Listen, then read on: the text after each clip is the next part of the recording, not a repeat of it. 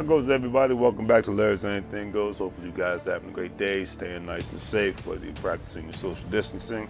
To the people that are out there on the front lines, to the janitors, to the police, to the medics, to the fire department, to the doctors, to the nurses, to everybody that's working at grocery stores and any other retail chains, to the people that are still preparing food at restaurants.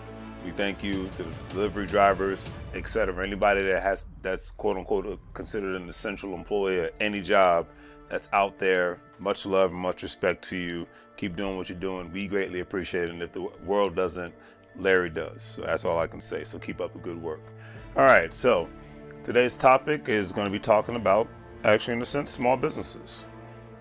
And the thing is, it's going to be talking about one of the owners of a restaurant in one of my favorite cities, good old Houston, Texas. As a matter of fact, I got a lot of love for Houston. Houston's got some of the best people in the planet, great diverse city. There's love amongst the cultures, unlike a lot of other major cities where people show love to one another, even though they're different, even if they speak different languages. It's got one of the biggest populations of Nigerians out of Nigeria within the city of Houston and within the state of Texas. When it comes to my favorite cities, I have not been to New Orleans yet, but at this point, Houston and Atlanta is definitely my favorite cities in the South to go visit. Some of the best food, some of the best people, hands down, okay? But I think Houston's more my favorite when it comes to southern cities compared to any other city in the South. So that's just a personal opinion. Most people love Atlanta. There's nothing wrong with that. People love Florida. Nothing wrong with that. Not a big fan of Florida, but definitely a big fan of Atlanta, and definitely love Houston. So Houston is definitely number one on the list of southern cities for me to go to. Totally different vibe.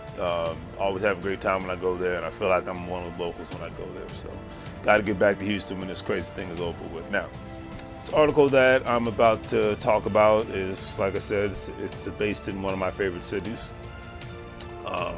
which is, because Houston's known for some of the best freaking restaurants in the world, especially when it comes to known for other things like Cajun food, because of its proximity next to Louisiana, the Space Center, Beyonce, Willie D, the Ghetto Boys, Scarface, list goes on and on. I definitely have enjoyed eating at many of the great restaurants in Houston, Texas, and the article that I read talked about Mr. Opi Amosu. Make sure I try to get that one right. Who has basically grew up in Houston and has done a great job in catering to the hungry Houston residents through a creative pop-up dinner series that has gained a significant following. And that's another thing I always highlight other cities outside of the Washington, D.C., Northern Virginia, Maryland area, the DMV area, is that where I grew up in the DMV area, it's the only place I know in the country where your food can suck and you'll stay open for some odd reason.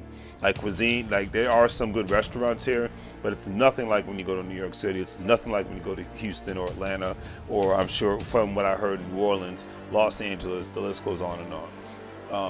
This is, like I said, this is the only place I know where your food can be terrible and for some odd reason you'll stay open unless you just have a health code issue or something like that. I don't know what it is about the DMV, but when it comes to Houston, if your food is terrible, the food scene down there is awesome. It's amazing, it's blazing, and it's definitely on point and on the money. So if you've never been, got to check it out. Houston's got some of the best restaurants in the world, just like New Orleans does, and like I said, the other cities that I mentioned. Great food, man, great food, great service. Like I said, list goes on and on, okay? I could talk about it forever and a day. But yeah, he basically was catering to the Houston residents, and like I said, he did something that's unconventional, with a pop-up dinner series. It gained significant following, and Mr. Amosu wanted to share his great love of West African culture through the love of the cuisines that he grew up on, which kind of makes sense. Those are the best restaurants, the ones that bring those great family recipes and whatnot to the table, and something that's different outside of what the chains are offering. I think this is great because we need more Western African style food restaurants within the United States. Mr. Amosu grew up in a Nigerian household, and his grandmother instilled a sense of pride upon him about his heritage, Mr. Amosu stated. And one awesome thing that I found out about Nigerians is that, like I said before, there's as many Nigerians within Houston, Texas, or in the state of Texas than there are in the country of Nigeria. There's something about Nigerians in Texas. Hey, it's a beautiful thing.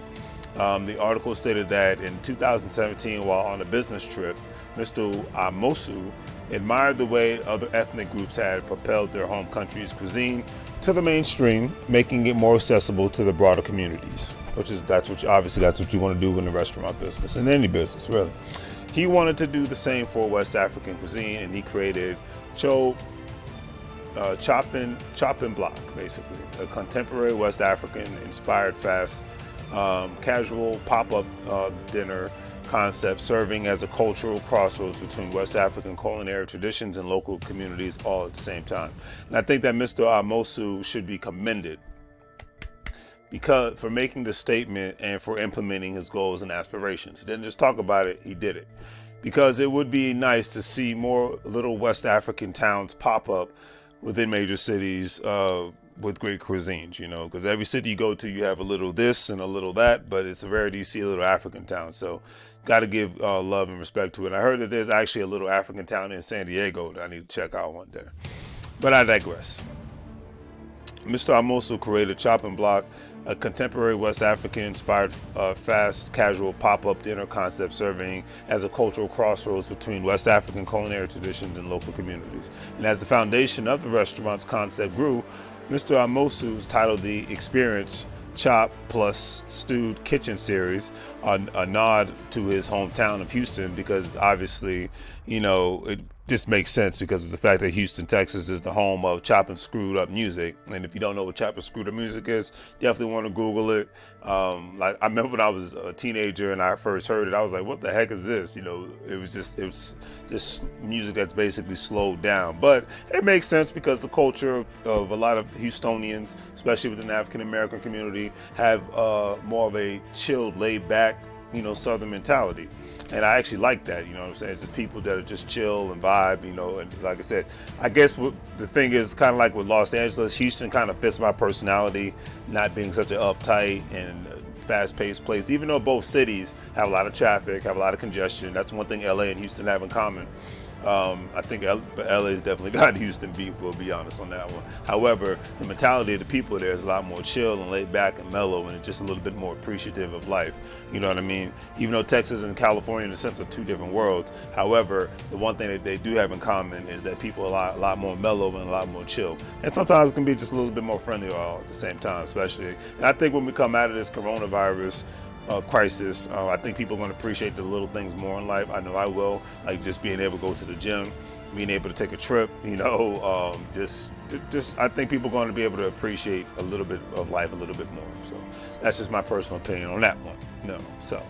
But anyways, with that being said, Mr. Amosu is definitely a Houston native that has went against the grain, not having a standard brick and mortar restaurant, not having, food truck, because that's another thing a lot of people are doing nowadays. Mr. Amosu chose a pop-up model to create a more memorable experience for guests to learn about West African food and create honest interactions. And I think that's the beautiful thing too. You have a lot of these, because that's a lot of things food trucks will do that actually pop up in certain different areas, but he actually just went against the grain and said, hey, I'm just going to pop up in different parts of town and have people enjoy my cuisine, so hey, not doing traditional brick and mortar, which, because a lot of restaurants, especially, given what's going on nowadays, they can't afford that, and not doing traditional, even with the food cart or whatnot, because you still have some people that refuse to eat at a food cart place. So he's probably just renting out different spots with his cuisine, and it seems like that's working out. And, Houston is the ideal city to launch Chopping Block because it's home to the largest West African community in the United States. Many Houstonians pride themselves on their casual awareness and their openness to exploring the unfamiliar. And that's one thing I say I like, because in certain parts of the United States, certain people just stay in their corners and are not big on trying. I think it's changing with the younger generation. The previous generations, they weren't too big on intermingling with other cultures and whatnot when they got off the clock from work and whatnot. And I think that's changing with the millennials and other generations. But a city like Houston, I've always noticed that, and I think that's one thing I love about Houston, because one thing I did like about growing up in the DMV it was normal to go to other people's restaurants and try different food, you know, like trying the Korean food, trying Filipino food. You know, I even tried Ethiopian food, you know, Mexican food, Salvadorian food, you know, things of that nature. So I think that's the beautiful thing about Houston, that what they have in common with the DMV area. It's just normal for people to go to other cultures' restaurants and get a little taste of their culture and all that good stuff. And I think that's a beautiful thing because, you know, it's nice to know about your culture, but it's nice to learn about other cultures at the same time. I think the world would be a better place if people would practice doing that. But that's just a personal opinion of mine, you know. So, anyways, but that's what I love about Houston, Texas. Mr. Mosul has been very smart in actually obtaining support from celebrities, which is obviously in the restaurant business you want to do, including Wale, Giovanni Orji, or Ruhi, I know I'm messing that name up, Mr. Izai, and Jadena. I don't know any, outside of Wale, I don't know any of those other people, so that's why I'm butchering their names. He also caught the attention of celebrity chef Marcus Samuelson, and was featured on his PBS television station, No Passport Required. I think that's awesome, which I know will definitely grow his business and expose him to other higher levels. And Mr. Amosu stated, and I quote, that I'm convinced that the lack of easy access to West African cuisine outside of West Africa is a fundamental flaw in our global society, said Mr. Amosu. And I couldn't agree with him more on that one. Chopping Block has signed up to tackle the issue, and I couldn't agree more. So if you ever find yourself in the good old city of Houston, please check out Chopping Block West African cuisine, wherever they may reside. I'm going to find out where they're actually pulling up, and I'm going to get a little taste because it's the crazy thing is I only really enjoy going out when I'm outside of the DMV when it comes to eating food, because I just think that there's more love put into the food in these other areas compared to, you know, the DMV area. Now, if there's some other great places here in the DMV area, yes. However, a lot of times you got to end up paying a little bit more money than you should just to get a decent meal. So my personal opinion on that one. But, you know, it's all good. Like I said, if you're in Houston, check them out, because I know I can't wait to. I'm just looking at the menu from the pictures and looking at the menu online. It definitely looks like it's very tasty and something I'd love to, because I do love to eat, don't get me wrong. I just love to eat great food. And it's hard to find good food like that some days, you know, but just a personal opinion. All right, now, that's the end of today's video. Just wanted to throw this out there. If you've never been to my online store, here are the products that I have in the miscellaneous section, and we'll have that in the description menu.